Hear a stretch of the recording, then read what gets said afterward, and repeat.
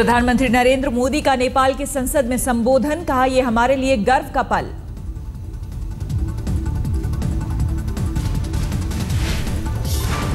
प्रधानमंत्री नरेंद्र मोदी ने कहा संसद में बुलाकर नेपाल ने 125 करोड़ भारतीयों का सम्मान किया। सम्मान सिर्फ नरेंद्र मोदी का या भारत के प्रधानमंत्री का नहीं, ये 125 करोड़ भारतीयों का सम्मान है।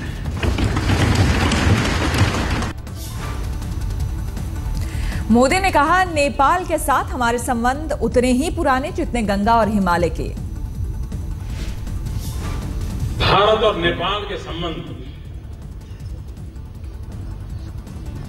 उतने ही पुराने हैं जितना हिमालय और गंगा पुराने हैं।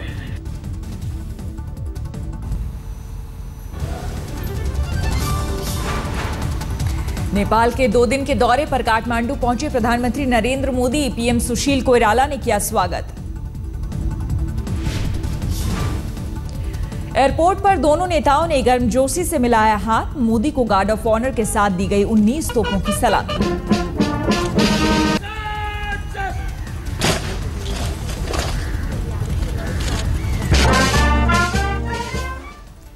भारतीय प्रधानमंत्री के लिए बिछा रेड कार्पेट, नेपाल की सेना ने बजाई भारतीय राष्ट्रगान की धुन। करीब 11:15 बजे काठमांडू के त्रिभुवन एयरपोर्ट पर पहुंचे प्रधानमंत्री नरेंद्र मोदी। प्रोटोकॉल तोड़कर वहां के पीएम ने खुद किया स्वागत। मोदी के साथ करीब 100 लोगों का शिष्टमंडल भी पहुंचा नेपाल। 17 साल बाद किसी भारतीय प्रधानमंत्री की नेपाल यात्रा।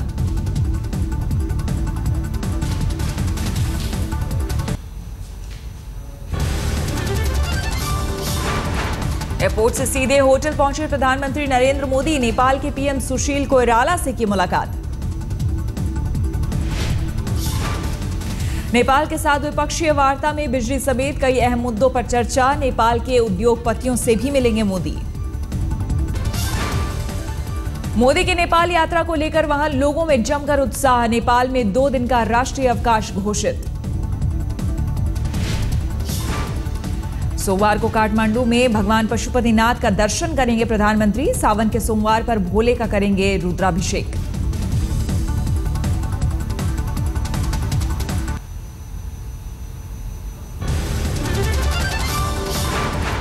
प्रधानमंत्री के साथ नेपाल पहुंचा हुआ उनका धर्मपुत्र जीत बहादुर। मोदी ने उसे उसके घर वालों को सौंपा। बचपन में भटक कर गुजरात पहुंच गया था जीत बहादुर। 12 साल से जीत बहादुर की परवरिश कर रहे हैं नरेंद्र मोदी। अपने बेटे को देख गदगद हुआ पूरा परिवार। अपने लाल को सामने देख भावुक हुई मां। बेटे से मिलकर जीत बहादुर की मां ने मोदी का किया शुक्रिया। कहा उन्होंने उसके बेटे की दुनिया बदल दी। जीत बहादुर की मां ने कहा मोदी जीत बहादुर के पिता और मां से बढ़कर।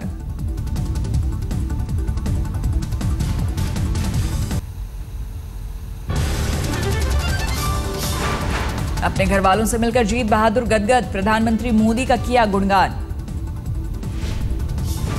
बस यही कि मतलब इतने सालों के बाद मैं अपने छोटे भाई को अपने साथ रखा, तो मैं ये चाहता था कि मेरा छोटा भाई अपने परिवार वालों से अच्छे से मिले। तो करीब बहुत मेहनत के बाद उन्होंने मेरे परिवार वालों को ढूंढ लिया। जीत बहादुर ने कहा मोदी मेरे घर वालों से मिलना चाहते थे, खास करके मेरी मां से।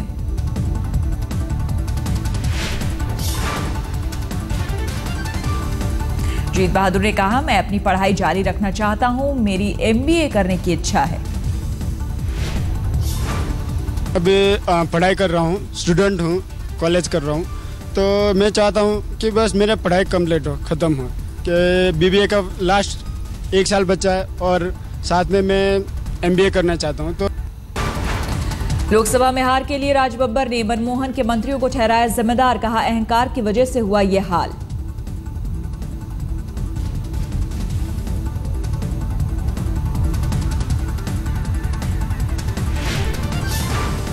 कभी उन्होंने वक्त नहीं दिया, कार्यकर्ताओं को छोड़िए, उन्होंने कभी सांसदों को वक्त नहीं दिया, कभी विधायकों को वक्त नहीं दिया मिलने का। उनके पास में टाइम ही नहीं होता था। उनकी एरोगेंस की वजह से जब वो टेलीविजन पर आते थे तो आप सब लोग जानते हैं कि उनकी बातों को सुन के लोग पलट दिया करते थे।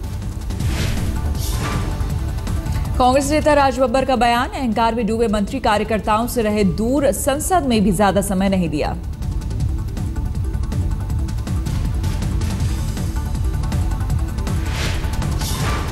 राज बब्बर ने कहा, जनता तक नहीं पहुंची सरकार की नीति, अगर पार्टी मुझसे मंत्रियों का नाम पूछेगी तो बताने को तैयार।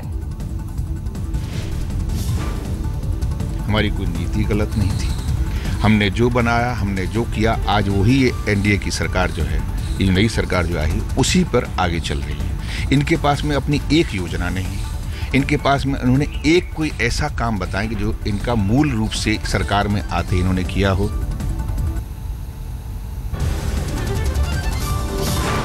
सोनिया और राहुल को छुट्टी पर जाने की नसीहत देने वाले कांग्रेस नेता पर होगी कार्रवाई। पंजाब कांग्रेस कमेटी ने जगमीत सिंह बराड़ को भेजा नोटिस।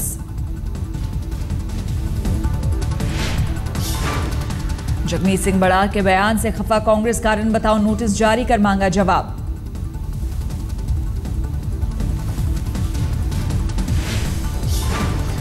जगमीत सिंह बराड़ ने कहा था, सोनिया और राहुल को 2 साल की छुट्टी पर चले जाना चाहिए।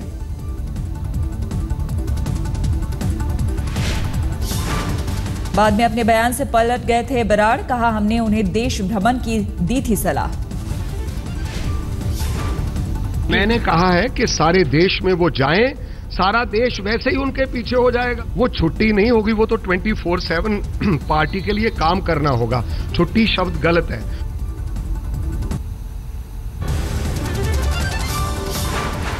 नेपाल में भूस्खलन के बाद बिहार में कोसी के उफान का खतरा, कई जिलों में बाढ़ का अलर्ट। सुपौल, सहरसा और मधेपुरा में सरकार ने बनाए राहत शिविर, एनडीआरएफ की टीमें तैनात। नेपाल से आए सैलाब से मच सकती है तबाही, सुपौल में कोसी बैराज के सारे गेट खोले गए। अलर्ट जारी होने के बाद सहरसा में प्रशासन सतर्क, लोगों को सुरक्षित जगहों पर पहुंचाया जा रहा है। नेपाल से छोड़ा गया पानी कोसी में पहुंचना शुरू, निचले किनारे बसे लोगों में दहशत।